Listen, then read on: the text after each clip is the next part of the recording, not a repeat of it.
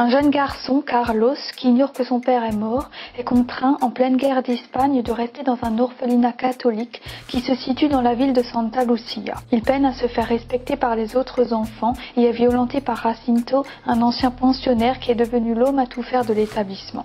Dès son arrivée, il est hanté par l'esprit d'un jeune garçon, Santi, qui a disparu dans d'étranges circonstances et qui cherche à communiquer avec lui.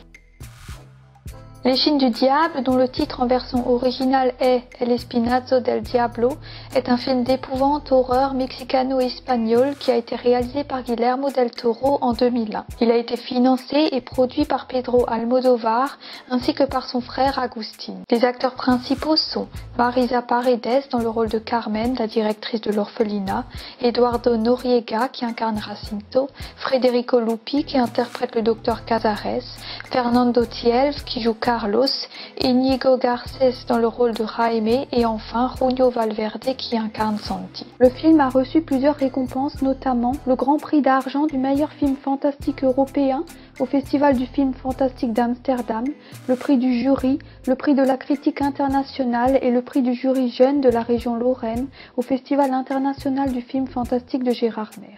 Enfin, Fernando Tielv, qui incarne Carlos, a été couronné d'un Young Artist Award en tant que meilleur jeune acteur dans un film international. Le titre du film, El Espinazo del Diablo, qui a été traduit en français par l'échine du diable, peut avoir plusieurs significations.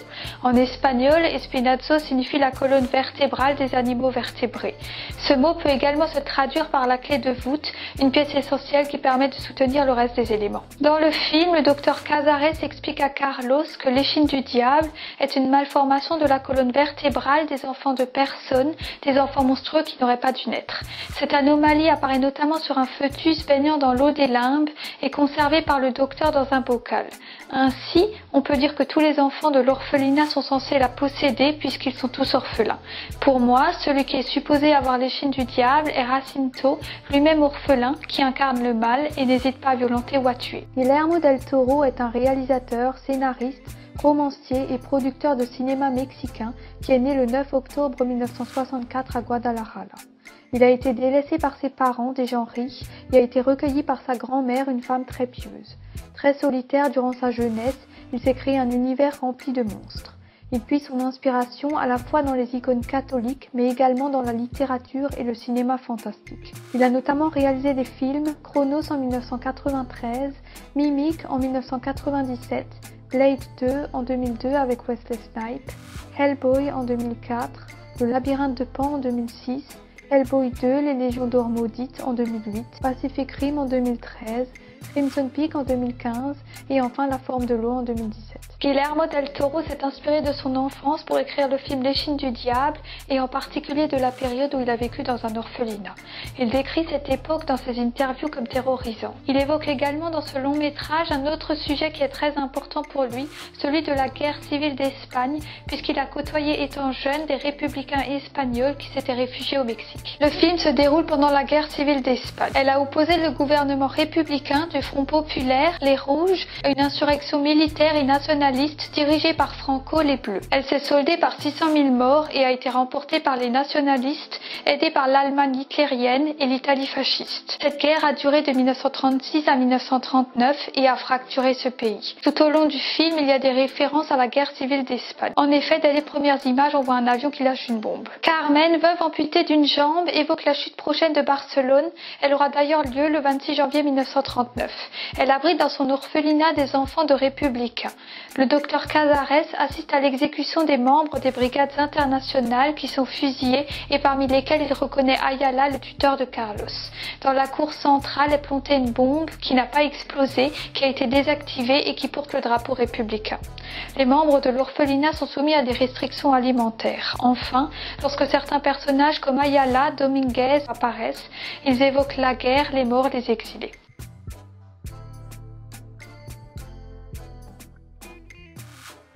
Carmen est veuve et dirige l'orphelinat.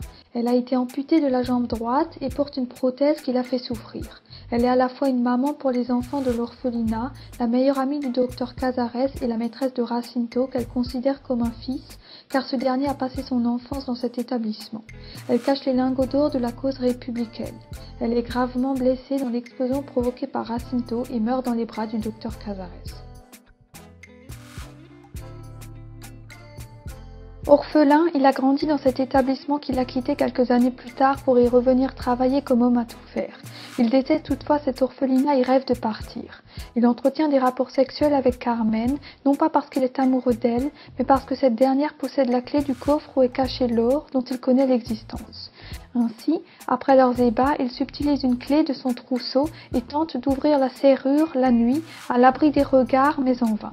Dans le film, il est la personnification même du diable, sous les traits d'un homme beau, jeune, athlétique, qui attise le désir des femmes, notamment celui de Conchita et de Carmen.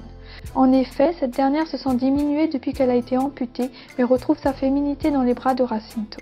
Il n'hésite pas également à violenter les enfants et à tuer des innocents lorsqu'il met le feu à l'orphelinat dans le but de voler l'or. Lorsque Santi surprend Jacinto en train d'essayer d'ouvrir le coffre, ce dernier le projette contre une colonne et n'hésite pas à le tuer en jetant son corps blessé et agonisant dans le bassin. Jacinto est avide, égoïste et ne pense qu'à ses intérêts personnels. Il revient d'ailleurs plusieurs fois à la charge dans le film pour récupérer les lingots.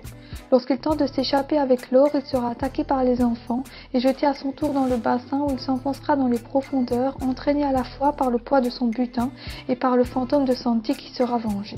Enfin, sa principale faiblesse est son passé ainsi que ses parents pour lesquels il semble avoir beaucoup d'admiration. On le voit bien lorsqu'il regarde des photos de lui bébé avec ses deux parents. C'est ce passé tourmenté qui le pousse à exercer le mal.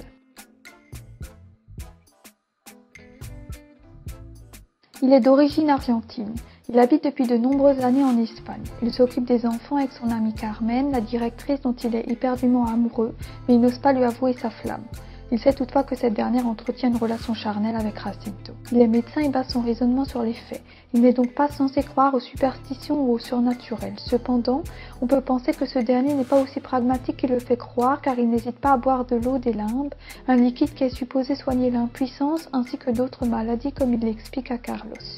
Il est confiant en l'avenir et n'est pas alarmé lorsque les nationalistes sont sur le point de s'emparer de Barcelone et se rapprochent de l'orphelinat. Cependant, il comprend qu'il s'est trompé lorsqu'il voit les nationalistes fusiller Ayala et Dominguez parmi d'autres hommes. Il convainc alors Carmen de fuir avec tous les membres de l'orphelinat. Alors que ces derniers préparent leur fuite, Casares est grièvement blessé dans l'explosion provoquée par Jacinto. Casares a beaucoup d'affection pour les enfants et fait office de père pour eux. Il est leur confident et leur prodigue des conseils lorsqu'ils en ont besoin. Il les soigne également. Il meurt de sa blessure mais continue de prendre soin d'eux après sa mort sous la forme d'un fantôme. À la fin, lorsque les enfants quittent l'orphelinat, il les regarde partir et protège désormais l'établissement contre le mal. Elle est en couple avec Jacinto et prévoit de se marier avec lui. Au début du film, elle est docile, naïve et approuve tout ce que fait Jacinto. Pourtant, lorsqu'elle comprend qu'il s'apprête à faire exploser l'orphelinat, elle commence à voir son vrai visage. Elle lui tient ensuite tête et ce dernier la tue car elle ne lui a pas obéi. Enfin, elle symbolise pour les enfants et en particulier pour Jaime le désir charnel. Elle représente ce que Carmen fut antérieurement, une femme jeune, belle et convoitée par les hommes. Dans le film, il existe entre ces quatre personnages deux triangles amoureux. Le premier se compose de Carmen, Jacinto et Casares, et le second de Carmen, Conchita et Jacinto. Bien sûr, les triangles amoureux ne présagent généralement rien de beau. D'ailleurs, on le voit dans le film, car au final, tous les quatre meurent avant la fin. Passons maintenant aux enfants. Il arrive au début du film dans l'orphelinat. Il ne le sait pas, mais son père, un soldat républicain, est mort au front. Il voit dès son arrivée le fantôme de Santi. Il est d'ailleurs le seul à être témoin de ces manifestations car les autres enfants l'ont seulement entendu. Il a un point commun avec Santi puisqu'il dort dans son lit.